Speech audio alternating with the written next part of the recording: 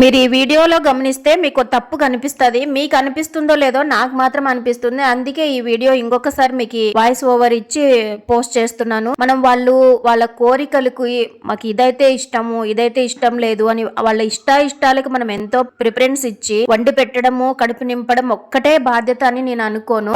మనము పగలు రాత్రి అనే తేడా లేకున్నట్లు చూడండి. నేను అడ్డం వస్తున్నాను టీవీ ముందు కూర్చొని పెద్దోళ్లతో ఈక్వల్ గా ఏదో మోకాళ్ళు వంగవు అని వాళ్ళైతే చైర్ లో కూర్చున్నా పర్వాలేదు కానీ పద్మాసనం వేసుకొని కింద కూర్చొని సుఖాసనంలో ఎంత హ్యాపీగా తినేదాన్ని ఎంజాయ్ చేస్తూ తింటే ఆ ఆరోగ్యం ఎట్లా ఉంటుందో మీరే కొంచెం గమనించుకోండి.